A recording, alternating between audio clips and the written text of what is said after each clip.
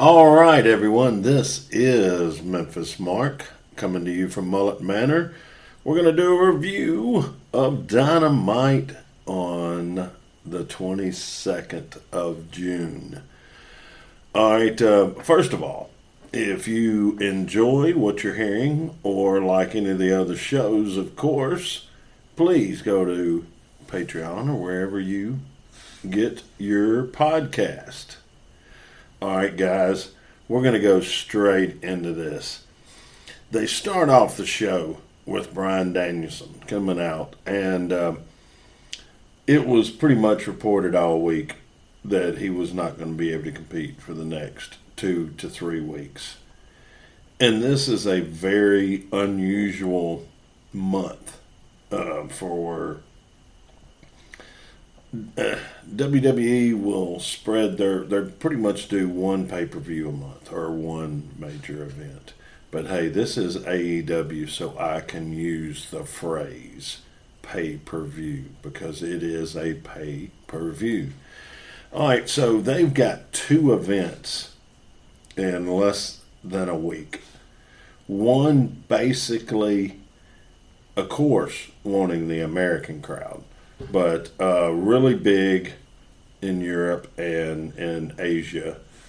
So you've got Blood and Guts, and then you've got Forbidden Door. So what AEW is trying to do is introduce a lot of the fans to all these new wrestlers that we haven't heard of, or maybe have limited viewership of, aka me. Last week you heard me, I blatantly admit that I didn't know a lot of these guys, and I have gone back and looked at and done my little bit of research, and like Will Ospreay and Zach, what was the well, Tanahashi and Okada, of course, but I can't think of it. Well, Jay White was another one. But anyway, we'll go into this. But anyway, they start the show off with Bryan Danielson coming out and pretty much letting everybody know, hey man, I want to participate, but I can't. And, because he is not medically cleared. Then he goes on to tell us that he can run 2 miles under a certain amount of time, which I can do it too if I'm running in a van while I'm driving down the road. But anyway, he goes that he won't be able to compete, but this Zack Sabre Jr., which I'm not familiar with. There again, they were introducing us to new talent, and a very, very smart move by AEW. You can't just keep buying wrestlers that get kicked out from another company.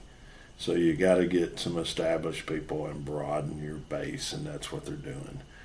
But anyway, Bryan goes on to let us know that Bryan thinks that he is the best technical wrestler in the world, and which is all setting up future fights or future bouts.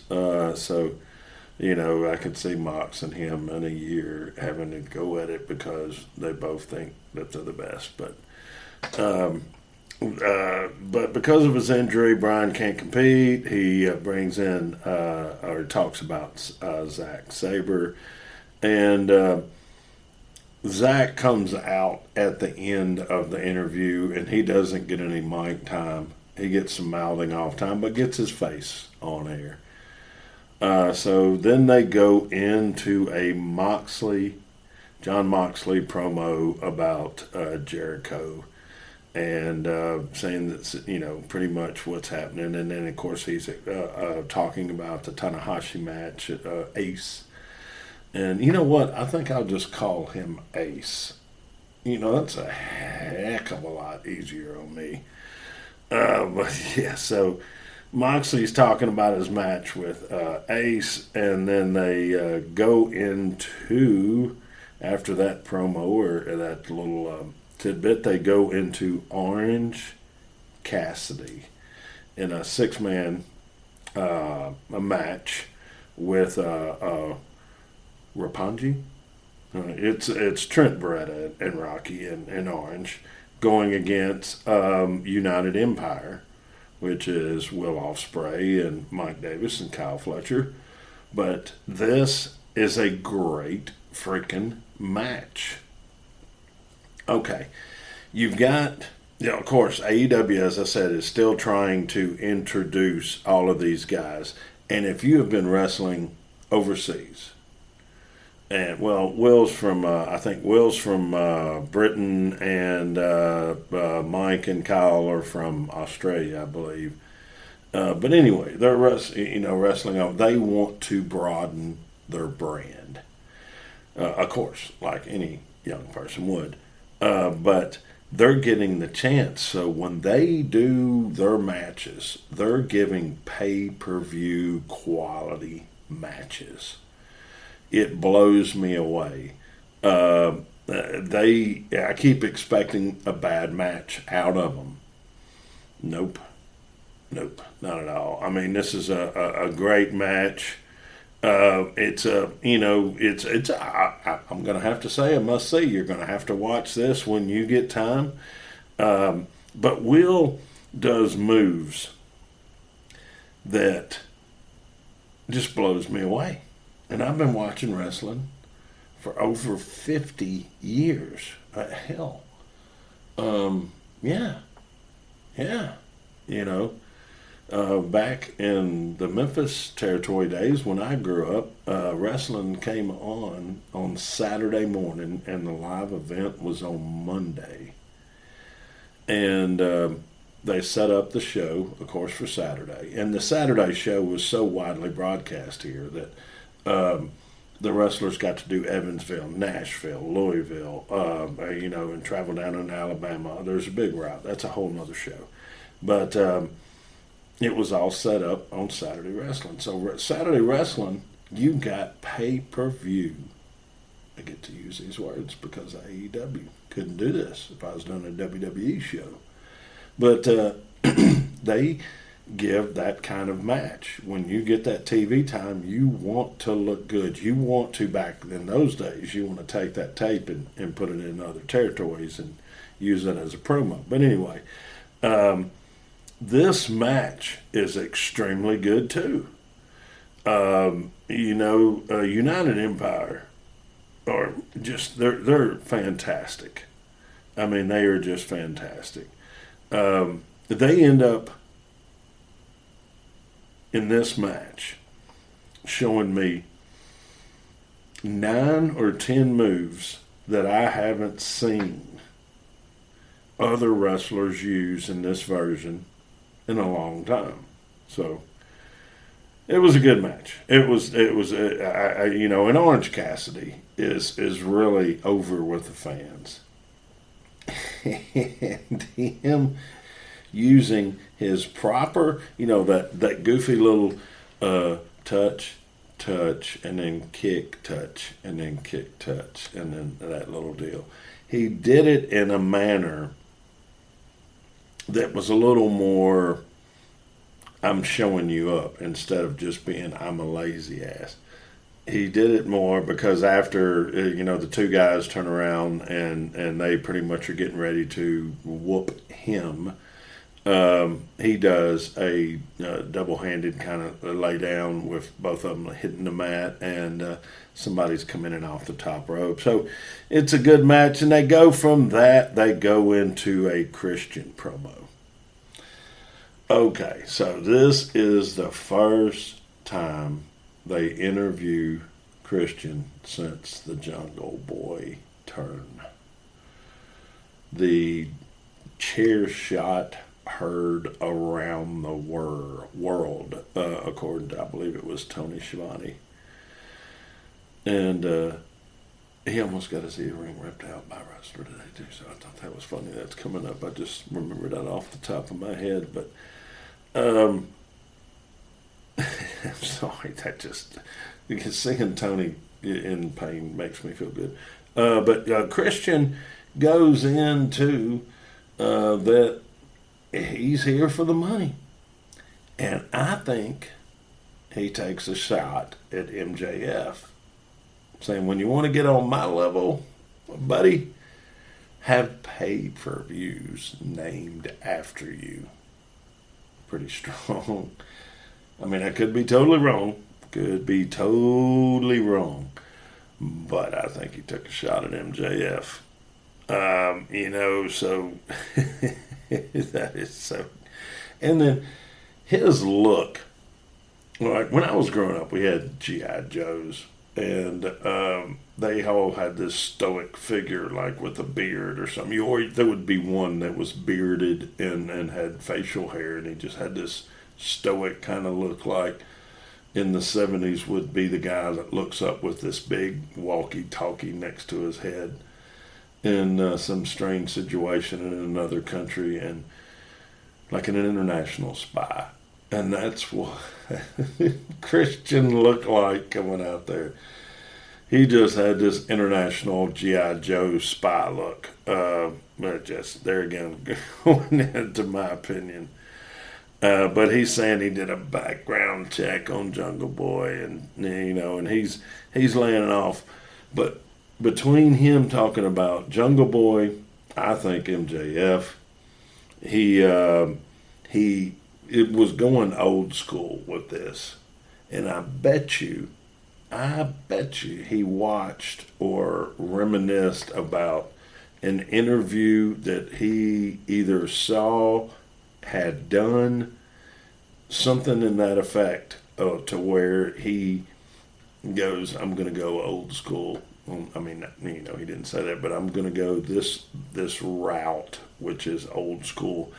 And then he drops a bomb, because in my old territories, they got real personal. They talked about each other's mamas, their wives, all kinds of stuff. Well, this Christian comes out and says, you pretty much embarrassed your dad, but you can't tell him because he's dead. Yep, that's what happens when something like that happens. Silence hits the room.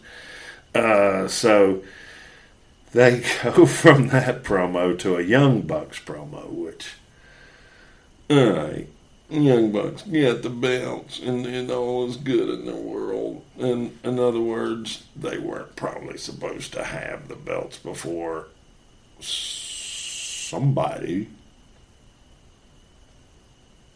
Jeff Hardy, changed the whole script writing. So they go from that promo, they go into, hey man, they go into the All-Atlantic Championship qualifying match. You've got Alistair Black, and you've got Penta. And, Penta, look, I've seen Penta on TNA, and I've seen him in several things around the world, him and Ray Phoenix, as a tag team, they're good. But look, as a booker, as a guy that used to run a business, when you get two guys that can fill in every spot, I used to hire musicians for weekday spots, and I'd give them, sometimes I'd give them a good, decent night's pay on a night that they probably, everybody on the street wasn't getting paid that amount, because they could fill any hole I had, any problem. Band doesn't show up on a Friday night, I call my man, bam, he's got 4 guys there. They're there playing that night. We give them a funny name, and they just rock the house. And that's what Ray Phoenix and Penta are. They can be a tag team, they can be singles, they can walk the ropes, they can get the crowd going. I mean, everything you could ever want. And why WWE never chose them is whatever it is. All right, but anyway, you've got Penta and Alistair Black in a hell of a match. It's a must-see. I will not degrade the match with trying to tell you move by move, because I'm not that good, and this match was. I mean, it was. It's a good must-see match. Penta is awesome. Aleister Black, Mr. Black, is the Black Label is badass. He had a different kind of entrance coming in, but he still has that loud, annoying kind of thing in the background. So I hate his. I mean, I understand what he's doing with it, but I just, it's not my thing. But they go into that promo. They are setting up for the match, and we're going to try something a little different. I didn't make as many notes tonight because I wanted to try something a little different. I wanted to actually. I've got the options here at Mullet Manor to have some monitors to where I can now watch the show live too, so I can put it in kind of segments to where I can make a general kind of note and then watch it, and I can comment on it too for things like that.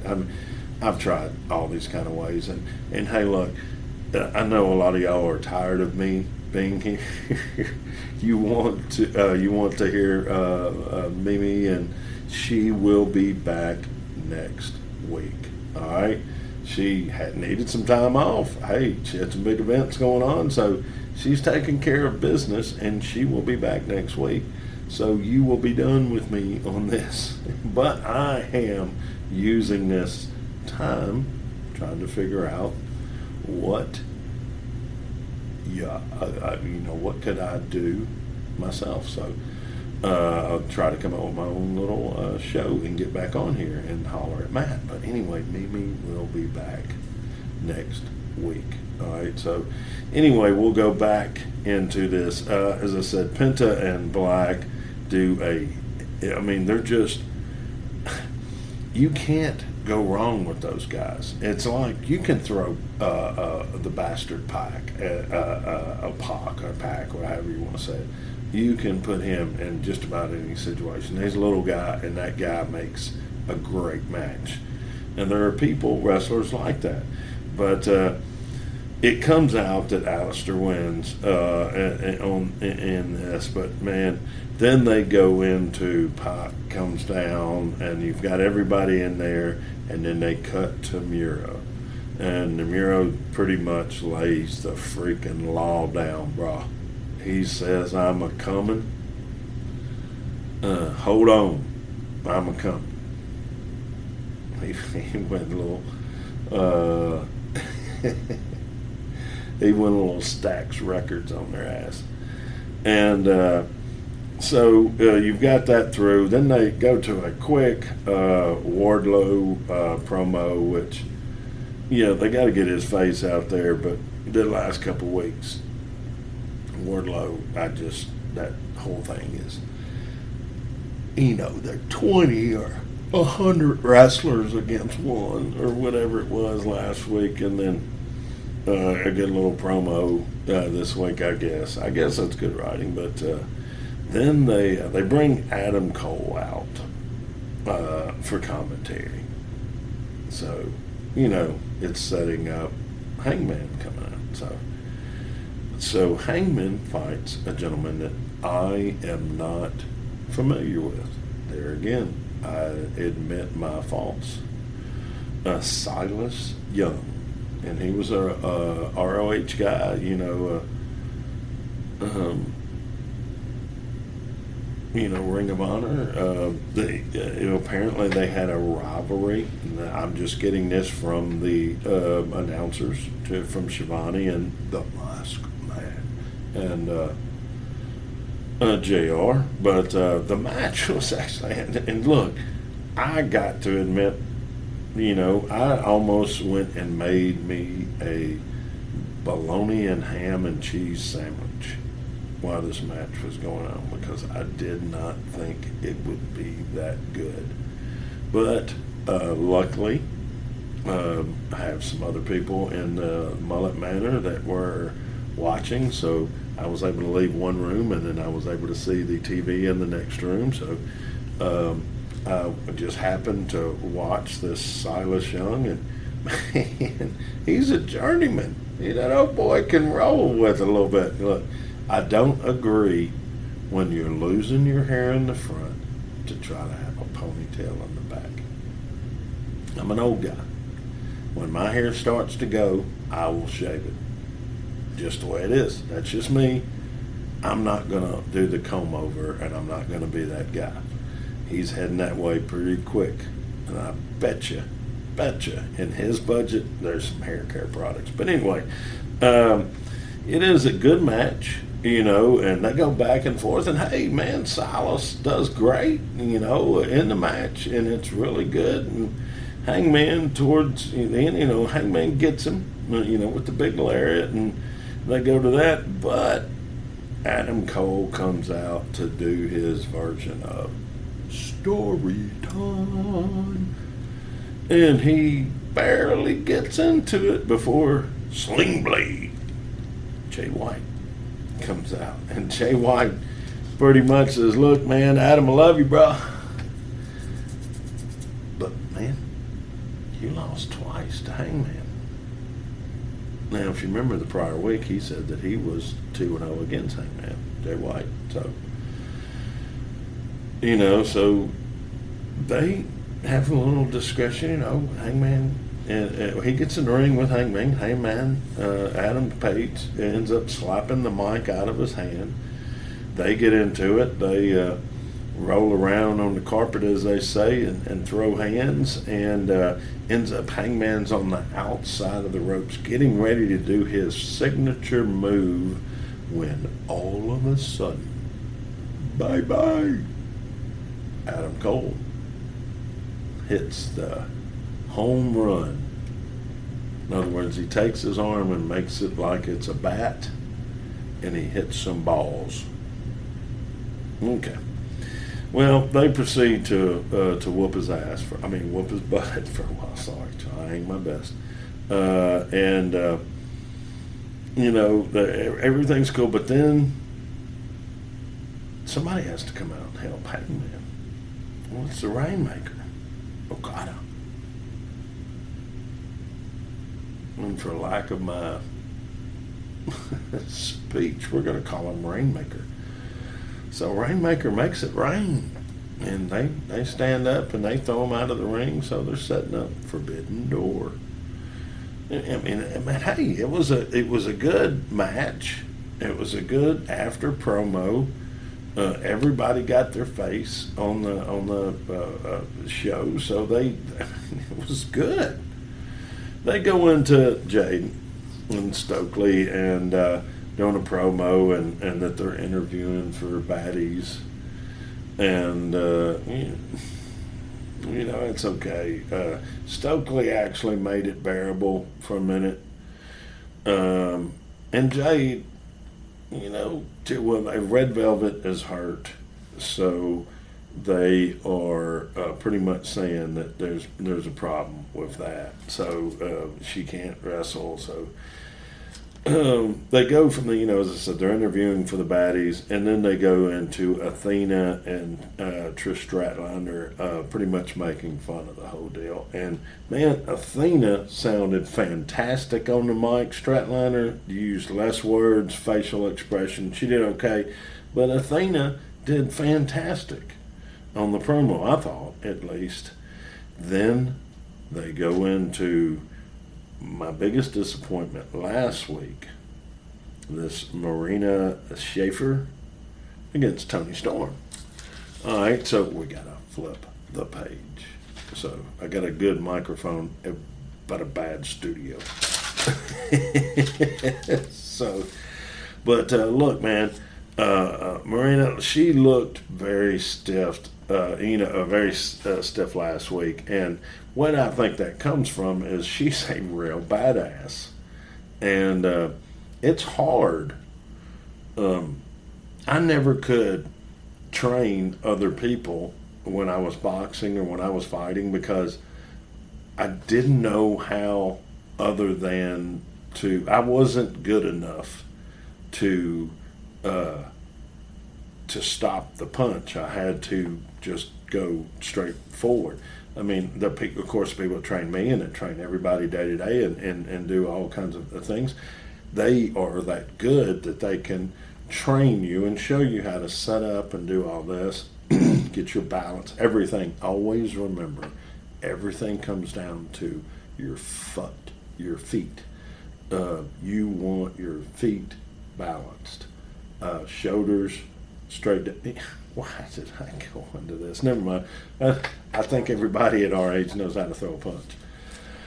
All right, so but Marina didn't look as stiff, and Tony I thought did great. But I'm going to tell you, with the camera angle and Tony Storm's definite attributes of her God-given talent is when you see her opponent in that corner, positioned on the bottom rope, head right there, somewhere around the second rope, butt on mat. She does this running move, and I don't understand why. If it's the camera angles, they figured something out. Maybe that. I don't understand. But that little super butt slam, it looks phenomenal. If you watch last week with Brett and then this week, the way their head snaps back, and you know this is coming, but still, the force of that hitting you and the way it looks, it is fantastic for TV. Fan-freaking-tastic. So that is a must-watch. Tony Storm is becoming a must-watch. And I didn't know a whole lot about her, other than she wanted to be Pat Benatar or something like that. I don't know who that is. Blondie? No, y'all don't know who that is. All right, so during this match, they got Nyla, or whatever. They've got her on the outside. After the match, she jumps in. They both jump on her. Thunder Rosa runs out, helps out, and then Thunder and her pretty much look at each other with a belt, going, "Yeah, you next." So, but it was kind of weird, the standoff with the belt. It just, I don't know, something didn't sit good with me on that. But then they go into a promo with Sting and Darby. And, of course, when you have a match like they did last week with Fish, they put him on the shelf for a couple weeks. So, they promo that and go into that. But it was an okay promo. The next one was Rey Fenix going against Andre Elate. Andre Flair? No. The guy's too good. I should not say that. He's way too good. But he brings up Flair in a roundabout way in this promo. Ray's pretty much ready for him. Said, you wanted me to work for you? We don't work for nobody, man. So, Andre, he pretty much shows he doesn't, some guys just have the look. He can't speak very good English, apparently, or if he can and they're not, using him more, then that's their fault. Shame on them. But he just has the look. He's the Ric Flair of Latin America. He just has that look. Well, you know what? I did not actually make that reference thinking at all about Charlotte. But that's, I could see, sometimes they say people go after, they marry what their dads are or something like that. And God bless, please help me. I pray right now that my daughters never do All right, but they go after that promo. They go into a Jericho and Lance Murderhawk and Tanahashi, or Ace. We will call him Ace. And Moxie. So you've got these. Ace and Murderhawk have been used to working with each other, over in New Japan, so they're pretty familiar. But what I thought was funny is Jericho looks good. I mean, he's an older wrestler, he looks good. And Ace, he looks good, but if you go back and look at their pictures, like you can't any of us. I'm not trying to hate on anybody, believe me. I am not the one to hate. But if you go back and look at their pictures in the ring, say 12, 15 years ago, both of them look like studs. Now they both look like older guys that are probably going to be trying to buy every person under the age of 30 a drink at the bar because they have the money to do it. It's just that guy at the freaking Madison, or at the your local Marriott or whatever. But the match was good. The match was good. Mox is always good, and Tanahashi's good. But all right, in New Japan, from what I understand and what I've seen, and this is just my opinion, but they play or they perform in arenas like we used to have the Mid-South Coliseum here in Memphis. It was fan-freaking-tastic for wrestling. But I saw AC/DC there, and they shook tiles out of the roof. It held about 10,000 people.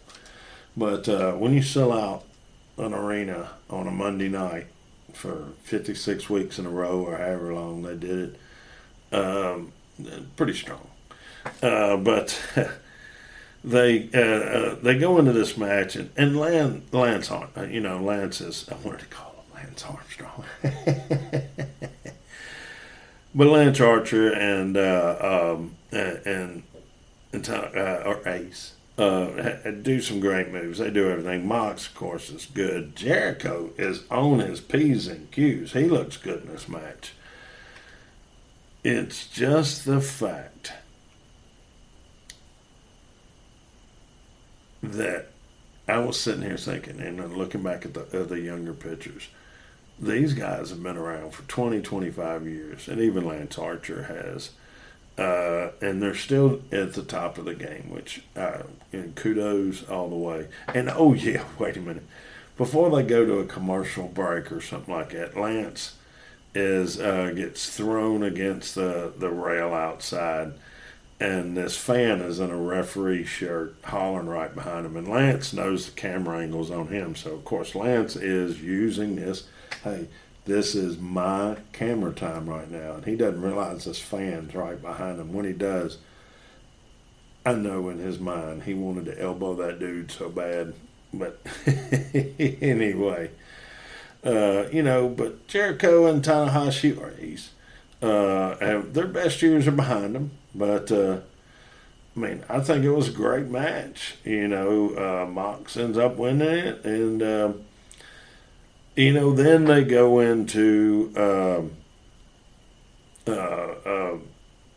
at the end of the match, everybody comes out. There's ass whooping and chaos all outside the ring. I'm not even going to go into everybody that's out there. Just everybody associated with these wrestlers are out there kicking ass on that. Kingston, everybody. I think Kingston started it all off. And then everybody came behind him. Suzuki comes out. Well, I think that's when they debuted Suzuki. So he had his own goon squad out there. So, but you've got everybody out there just ripping each other. But you've got Mox and Ace in the ring. Now, I don't know if Ace knows any English, because when they when they did the Jericho shut up, it was pretty bad broken English. He may understand some, but pretty much knowing that when you see Mox going, next week I'm gonna whoop your ass, I'm gonna do all this, I'm gonna do all that, and Mox and Ace is coming back with something, they're probably saying, I'm going to Subway and I'm getting a steak and cheese and I'm not getting any vegetables. Because they can't understand each other. But it was a good way to end the night. I want to make sure, did I get everything on there? I believe I did. We had Orange. We got, yeah. Hey, I tried to cut this down because poor Matt's got to edit it. So apparently I ran my mouth so much on the first ones that I couldn't get it down. The big guy sing with John J. Dutton, Jay Lethal. This guy, I'm watching him and using a comparison to Omos. Omos has looked good, but hadn't gotten the mic work. Singh seems to get the mic work. He seems like he's a character. And from what little I've seen on his ring work, he looked good. So we're really good. Was that NXT or with a Big Van? I can't think. He was an ex-basketball player too. I saw a couple matches by him. He looked good. So big guy. Area in wrestling right now looks to be good. Suzuki, they did tell me that somebody has come out that actually Suzuki is 107 years old. I have not got that verified, but they say that he actually came to his first match. Came to his first match in a horse-drawn carriage, and his horses were stolen outside of the saloon. Okay, all right, well, this is unverified. All right, I'm going to throw the paper down. This is the end of this review, so I'm going to do one little quick note. All right, I was lucky enough to watch this show tonight and screw up on the first couple of tapings I tried. And then I heard the mail back. And I don't know who the chick or the lady, whatever, from Missouri or wherever she was from. But she asked about Mullet Manor. It's a very close, personal thing. Let me explain to you guys. I lived most of my life looking at the Mississippi River. Moved around a bunch of places because family was in with real estate, a guy, and he would move into this apartment complex. We just got them all done, brand new. You move in first and we can rent it so somebody sees somebody in it. So I moved around a lot in downtown Memphis. Got to live in some very great spots that I could never afford. But, they just needed people in there. And anyway, Mullet Manor was a dream that I never thought would come through or come true. I had some health problems that's well documented, and I met a young lady that provided me with the strength and the new education of not to give up, and she gave me a new purpose in life, and we have now married and we're carrying on. Well, we both wanted a good spot to retire in. She's able to work for a little while longer, and I'm not. So we're looking at a bunch of houses, and we came to a house that when we pulled up at it, I was like, well, this is pretty normal looking, big driveway, at least a 2-car garage, but just didn't do it for me. Just looked too business, too just normal. Then we walked in the house, walked around the corner, and then they take me to the back room, and the back room is all glass, and it looks out over a lake, which we have now named a pake, which is too small for a lake, but too big for a pond. So you have Mullet Manor on Tedford Pake. But that is how Mullet Manor came around. My wife found the spot. I walked. She takes me to the place to check it out. I walk down. See a glass room looking down over a lake, and I was sold. Just trying not to look too happy in front of a real estate agent. So I hope that answers that question. And this is the end of what is not Miss TV or not? It would be Memphis Mark responds to emails. Or anyway, thank you so much. I'll have one more show coming up this week, or these two will be grafted together, and I'll thank you twice. However this goes, I want to thank everyone and the kind comments that I've gotten, and for the people that are probably pissed that Mimi's not here, I'm telling you, she's back next week. It's all good, guys. I'm getting the hell out of here. Give me one more show to review, and I will get out of your way. Anyway, always remember to rescue if you can, spay and neuter, and as always, I'm out. Thanks for listening to the WWE Podcast. Don't forget to subscribe on your favorite podcast app so you don't miss a show, or head to WWEpodcast.com. And for all of these shows ad-free, head over to patreon.com/WWE Podcast. Until then, we'll see you next time.